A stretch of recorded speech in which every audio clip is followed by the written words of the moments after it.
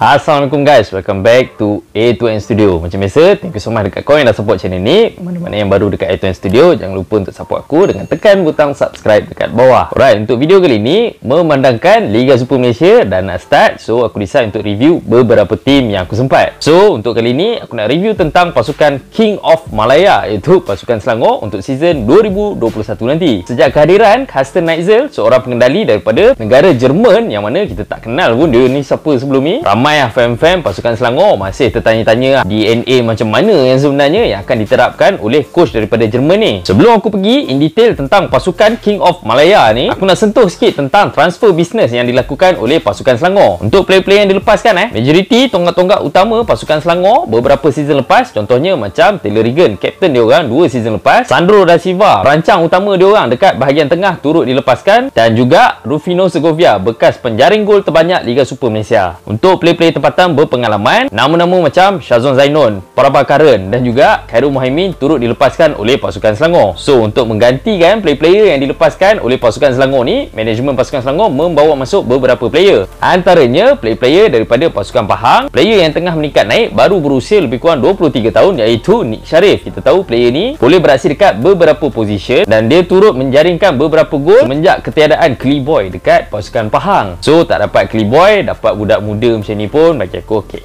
Selain daripada tu, transfer business paling interesting dalam Liga Malaysia untuk season 2021 ni, pilihan aku adalah Sharif Fikri daripada pasukan Perak masuk ke pasukan Selangor. Kita tahu Iki ni merupakan penjaring gol terbanyak untuk player tempatan dekat saingan Liga Super season lepas. So dengan ketiadaan player-player macam Khairul Mohimin dan juga Shazwan Zainon, pengalaman dan juga ketajaman Iki dekat bahagian serangan Selangor ni amat-amat penting lah. Dan untuk player-player import yang dibawa masuk untuk menggantikan nama-nama yang tidak disambung kontrak, adanya player-player macam Oliver Buff. Player ni pernah beraksi dekat saingan Europa League, dah beraksi dengan Real Zaragoza beberapa tahun yang lepas. Ada juga centre back baru untuk menggantikan Taylor Regan, iaitu Tim Hubak. Kita tahu player ni sangat-sangat tinggi, boleh menjaringkan gol menerusi tandukan. Dan tak dilupakan juga player-player yang dibawa naik, dinaikkan pakat daripada feeder tim Selangor. Contoh penjaga gol ada Syed Izhan, dekat bahagian pertahanan adanya Zikri Khalil dan juga Syarul Nazim, bekas kapten dia orang dekat Selangor 2 season lepas. Selain daripada tu, antara interesting talent yang aku nak sangat tengok beraksi dekat saingan Liga Super season hadapan, iaitu Alif Haikal Lau dan juga Daniel Asri. Kita tahu dua orang player ni merupakan player yang sangat-sangat berbakat. Daniel Asri ni memulakan kerjaya dia dekat saingan SCL, iaitu Selangor Champions League. Sekarang dia dah beraksi dekat Liga Super. Kedua-duanya masih muda. Aku tak kisah kalau kata dia orang masuk as a sub ke, tapi aku nak sangat tengok dia orang ni main untuk pasukan Selangor.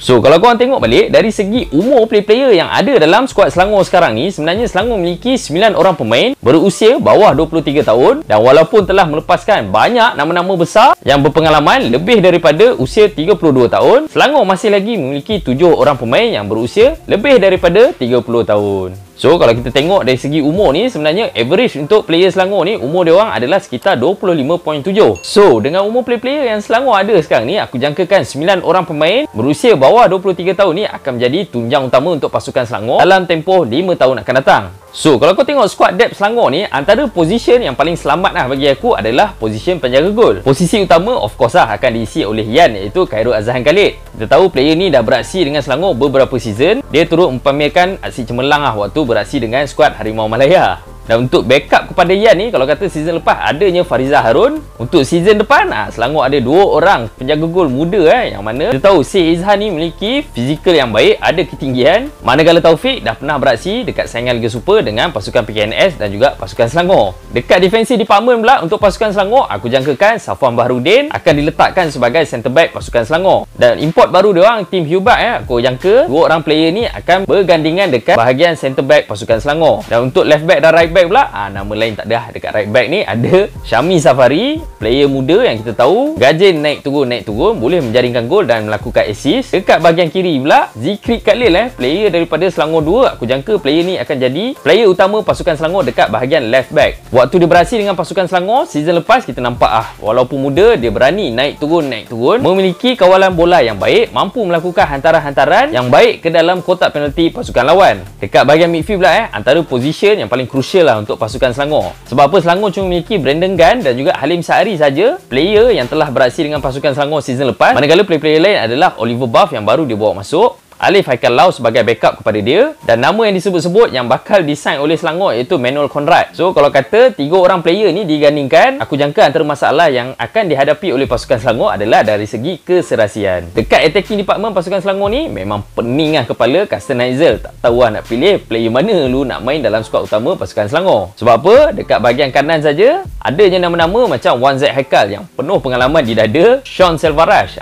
Sanaldo turut akan bersaing dengan player yang baru dibawa masuk iaitu Nick Sharif. Dan untuk bahagian kiri pula, kita tahu 2 orang bekas player Perak ada dalam skuad Selangor sekarang, iaitu Sharif Fikri, yang mana aku jangka dia akan start untuk pasukan Selangor di bahagian left wing forward. Sebab apa? Di bahagian serangan adanya penjaring gol terbanyak Liga Super season lepas iaitu Ifidayu Olusegun. So kalau kata Carsten Heitzel decide untuk turunkan juga Iki dekat bahagian serangan pasukan Selangor, aku expect dia akan beraksi dekat bahagian left wing forward. So expected formation untuk pasukan Selangor season hadapan, aku jangkakan dia orang akan turun dengan 4-2-3-1. Player-player macam Brandon Gunn dan juga Manuel Conrad akan mengemudi bahagian tengah pasukan Selangor sambil dibantu dengan kreativiti yang ada pada Oliver Buff. Aku tak nak ulas sangat tentang player-player import pasukan Selangor ni. Sebab apa? Kita cuma boleh judge daripada YouTube saja. YouTube ni semua tunjuk benda-benda yang best, benda-benda yang tak best. First touch ke laut itu semua memang dia tak tunjuk lah. Selain daripada tu, korang jangan terkejut kalau kata Carsten Heitzel tiba-tiba turun dengan klasik 4-4-2. Sebab apa? Kita tahu Sharif Fikri memang sangat efisien lah dekat bahagian serangan sekiranya dia beraksi sebagai center forward.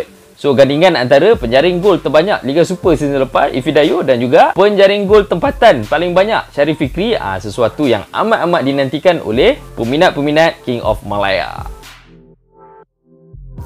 Alright gang, iklan sekejap sementara korang tengok, bagilah aku promote sikit. Korang tengok baju yang aku pakai ni, baju daripada BG Patum. Baju ni aku dapatkan daripada IG Shop Jersey Anip. IG Shop Jersey Anip ni memang ada banyak jersey-jersey yang rare daripada Liga Thailand, Liga Brazil dan juga Liga Jepun. So kalau kata korang jenis yang suka kumpul jersey-jersey rare yang payah nak dapat, tengok jersey ni teringat Mak Yo kan. Jersey Anip adalah tempat yang patut korang pergi usah. So khas untuk 5 orang pertama subscriber A2N Studio yang pergi buat pembelian dengan jersey Anip, automatically korang akan dapat diskaun sebanyak RM10. Dan kalau kata korang tak dan nak jadi 5 orang pertama buat pembelian dengan jersey Anip ni, tak ada hal. Lebih daripada 5 orang ni, orang ke-6 automatically jersey Anip sendiri akan payung korang sebanyak RM5.